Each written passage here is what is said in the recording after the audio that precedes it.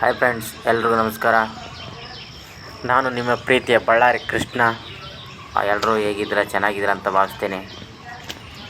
ಬನ್ನಿ, ಇವತ್ತು ನಾನು ಒಂದು ಉದ್ಯಾನವನದಲ್ಲಿ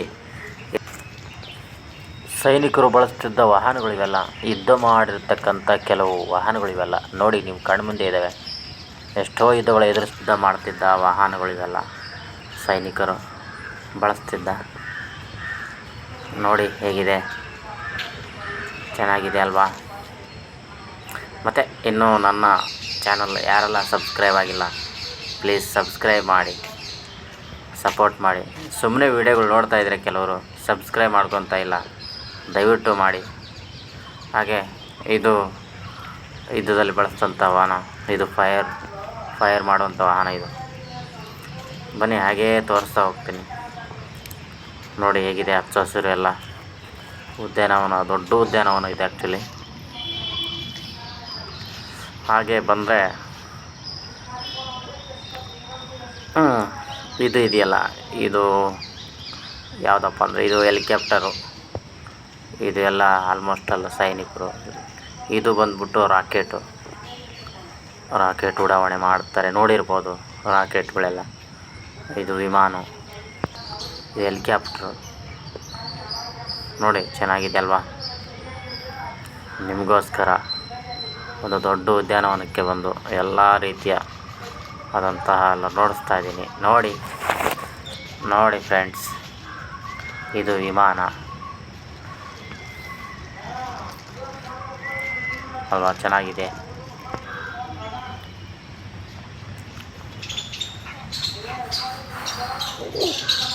ಇನ್ನೆಂತ ಮಾಡೋದು. ಹಾಗೆ ಬಂದರೆ ಇದು ಮ್ಯೂಸಿಯಮ್ ಏನೋ ಇದೆ ಒಳಗಡೆ, ಬಟ್ ಲಾಕ್ ಮಾಡಿದ್ದಾರೆ.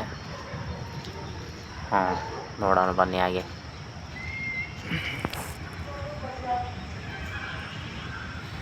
ರಾಕೆಟ್, ಇದು ರಾಕೆಟ್, ಇದು ಪೃಥ್ವಿ ಅಂತ. ಹಾಗೆ ಒನ್ ಬೈ ರಾಕೆಟ್ಗಳಿದ್ದಾವೆ, ಸಣ್ಣದು, ಚಿಕ್ಕದು, ದೊಡ್ಡ, ಆ ಥರ ಒಂದರಿಂದ ಒಂದು. ನೋಡಿ, ಇದು ಫಸ್ಟ್ ಚಿಕ್ಕದೇ ಇದೆ, ಚಿಕ್ಕ ರಾಕೆಟ್ ಇದು. ಆಮೇಲೆ ಸೆಕೆಂಡ್ ಒನ್ ಆಕಾಶ ಅಂತ ಹೇಳ್ಬಿಟ್ಟು, ಆಮೇಲೆ ಥರ್ಡ್ ಒನ್, ಆಮೇಲೆ ಫೋರ್ತ್ ಒನ್. ಇದೇ ರೀತಿ 1 by 1 ರಾಕೆಟ್ಗಳಿದ್ದಾವೆ. ನೋಡಿ ಹೇಗೆಲ್ಲ ಇದೆಯಲ್ವಾ? ಇದೆಲ್ಲ ಆವಾಗ ಇತ್ತು ಮತ್ತು ಈಗಲೂ ಇದೆ. ಇದು ಬೋಟ್ ಇದೆ ಆ್ಯಕ್ಚುಲಿ, ದೊಡ್ಡ ಬೋಟು. ಇದು ನೀರಿನಲ್ಲಿ ಬೋಟು. ಆಮೇಲೆ ಚಿಕ್ಕ ವಿಮಾನಗಳು ಕೂಡ ಇದ್ದಾವೆ ಇದರಲ್ಲೇ. ದೊಡ್ಡ ಬೋಟ್ ಇದು. ನೋಡಿ ಫ್ರೆಂಡ್ಸ್, ನೋಡಿದ್ರಲ್ಲ?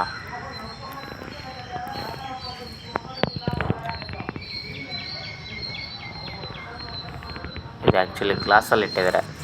ಒಂದು ದೊಡ್ಡ ಗ್ಲಾಸು ಮನೆ ಥರ ಮಾಡಿಬಿಟ್ಟು ಇಟ್ಟಿದ್ದಾರೆ ನೋಡಿ.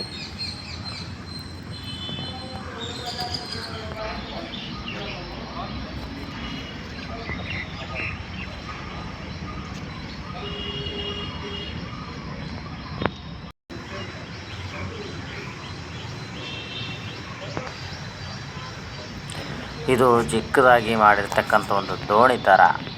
ನೀರಿದ್ದಾವೆ ಅದರಲ್ಲಿ, ಎಷ್ಟು ಚೆನ್ನಾಗಿದೆ ನೋಡಿ. ನೀರೆಲ್ಲ ಖಾಲಿ ಆಗಿದೆ, ಒಂದು ಸ್ವಲ್ಪ ಇದ್ದಾವೆ ನೀರು.